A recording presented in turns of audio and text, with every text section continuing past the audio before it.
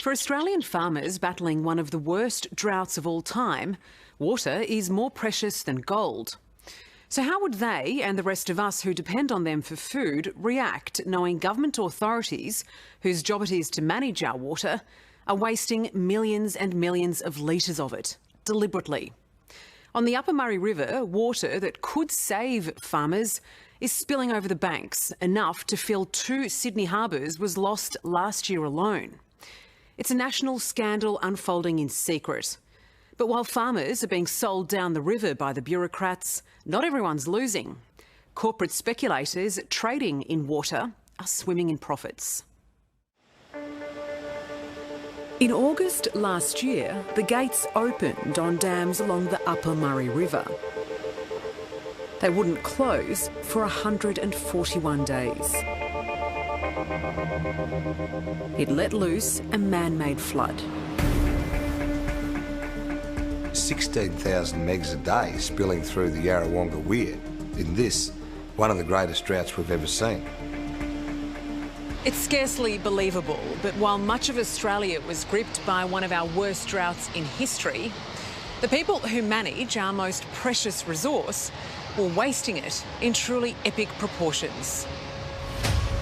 Millions of litres of water flooding a protected national forest, while a dairy industry dies in the heat. We're in a man-made drought. Our water is flowing past us every single day and we can't touch it. All caused by speculators and bureaucrats cutting deals to sell water to the highest bidder.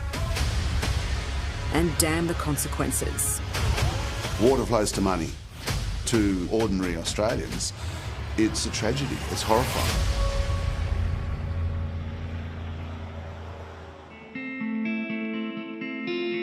The paddocks may still have the barest hint of green, but make no mistake, this dairy farm in New South Wales' Upper Murray, owned by Neil Campbell and his daughter Meg, is dry as dust. Come on. Most of their cows have already been shipped to China. There girls. The few remaining have to be fed by hand. Soon they'll be sold off too. After 3 generations, the Campbell's farm is finished.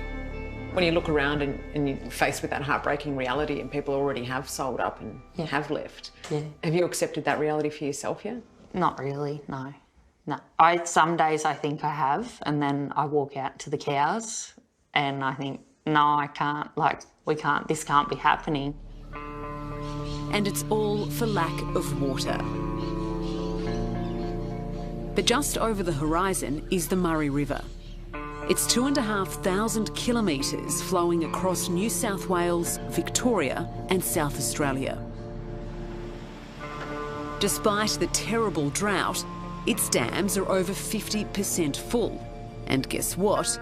The river is even flooding over its banks and being wasted.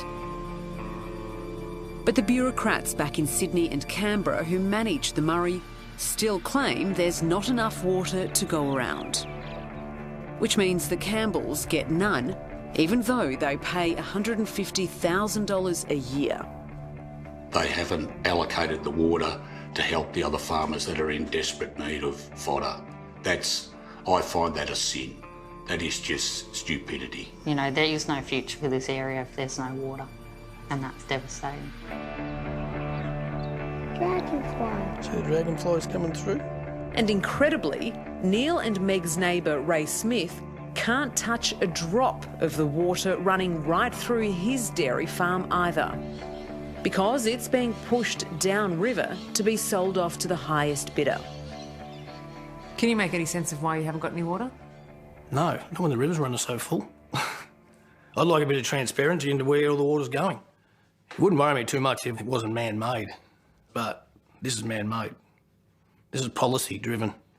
Someone's making these stupid rules up. We realise it's a drought, but we're not going to crook about the drought. We're going to crook about the waste of water.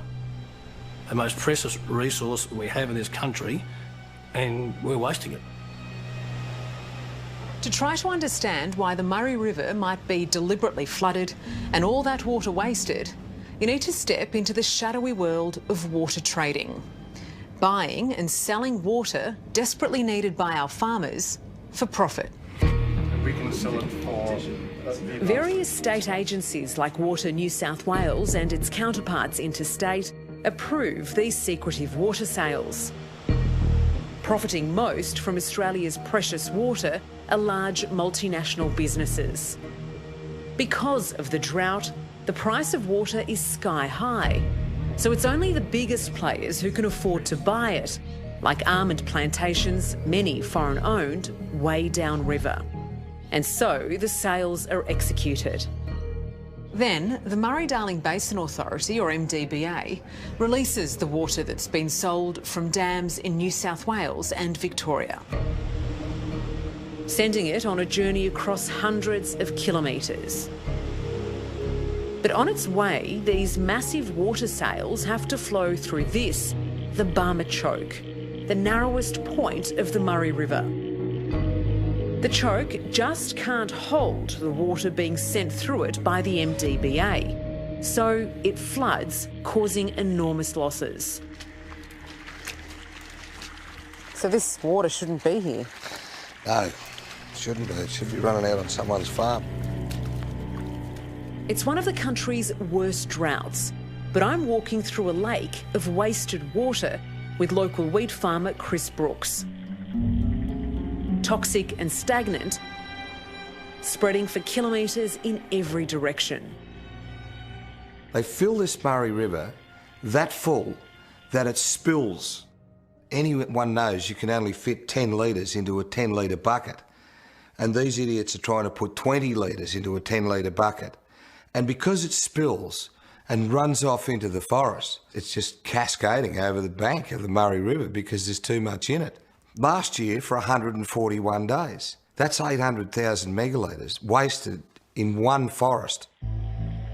800,000 megalitres is nearly 2 Sydney Harbours worth of water wasted. That's 100% of our usage in this region. It is mismanagement on a grand scale that is creating this hardship. Very few people understand the terrible impact these water deals can have on the Murray River and how they waste water that could irrigate the farms of the Upper Murray. But Marianne Slattery of the Australia Institute was once a senior officer at the Murray-Darling Basin Authority. So from your calculations, that water wastage could have actually saved the farmers who are now struggling? Yes, that's right. If the losses weren't so high, there's water available for everyone else, yeah.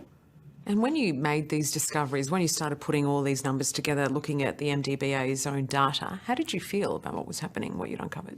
I'm really angry, and governments just should not do this to people. Marianne's breakthrough research specifically covered an enormous water loss by the MDBA between August last year and January this year. Those nearly 2 Sydney Harbours worth are buried in the MDBA's official report, hidden by bureaucratic jargon like transmission losses and overbank transfers. That's code for water wastage. Nationals MP David Littleproud is the Federal Water Minister. When we look at the MDBA's own figures that detail almost 2 Sydney Harbours worth of water being lost, would you expect that to be accepted by most Australians? Well, obviously, on face value, it sounds quite damning, but you've got to understand this is an environment that's changing and it's not easy to make those decisions. They're striving to do better and we expect them to do better. I mean, the MDBA brushes aside those losses using jargon. When they're talking about transmission losses, overbank transfers, what does that mean? Totally. And I think that's one of the aspects that the states and the Basin Authority can all work on is better communication. And how we do that is an area of improvement for everybody. It's deplorable and it's doing damage. So much water wasted. It's a tragedy. It's horrifying. You can see it from space. So when you look at this, clearly something's gone wrong. You can hear the primary channel coming down through the choke. 60 Minutes commissioned cutting-edge satellite imagery analysis to investigate man-made flooding and massive water wastage on the Murray River by the government authority meant to manage it. And so we've analysed it beyond the naked eye here. Correct. We were commissioned to do additional analysis on the area itself. If we flick to the analysis itself, Visually, you can now see the extent of the water in the region much more clearly, and there's also... What Simon Gregg and the team from GeoImage discovered was astounding, focusing on the Murray's narrowest point, the Barmah Choke. So what we're seeing now is something really we've never seen before, the extent of the water through the Barmah Choke. Correct. I would not expect this analysis to have been done over the area before. GeoImage's analysis even penetrates beneath the trees, revealing the colossal scale of the water wasted by the Murray-Darling Basin Authority, or MDBA, between August last year and this January. Damning evidence we raised during our interview with Federal Water Minister David Littleproud. His response was immediate. Look, I'm happy to look at the detail of that and explore it and actually provide a detailed response. Obviously, something as detailed as that, and you've taken a lot of work and effort to do it. Out of respect, I'd be more than happy to have a look at it and ask questions of the MDBA as well. I guess when we think about, almost 2 Sydney Harbour's worth of water sitting idle there, surely you yourself must feel some kind of outrage here at a time when farmers are suffering through one of the worst droughts we've seen. Well, if that's the quantity that is proven, yes, definitely. Obviously, I want to get underneath the bonnet of this, and happy to make sure that the MDBA also looks at it and is accountable to it as well. As if last year's colossal water wastage wasn't bad enough, 60 Minutes has evidence it's happening again. The Murray River is in flood right now, as the Murray-Darling Basin Authority fulfils deals cut on the water market. This is where they're trying to fit 18,000 megs a day down, and as you can see, it's no more than 20 metres wide. The MDBA is not only charged with managing the river to ensure the water is shared between farmers like Chris Brooks, it has a legal obligation to protect the internationally recognised forest at the Barmah Choke. It is a waste, it is spillage, it's deplorable, and it's doing damage. The MDBA claims much of the wasted water here is for environmental reasons. But senior ecologists contacted by 60 Minutes say this is actually the epicentre of the river's mismanagement, an unfolding environmental catastrophe. Well, you've got a hell of a lot of devastation, The red gums are dying in their hundreds, their roots eroded by the man-made flooding, and beyond the banks, killed by the relentless inundation of water made toxic by the trees shedding leaves. Is there a fine line between protecting it and destroying it? I know they've made a pretty special effort to destroy it. There's nothing fine line about it. It's taken years and, massive volumes of water and some horrendously stupid decisions and poor policies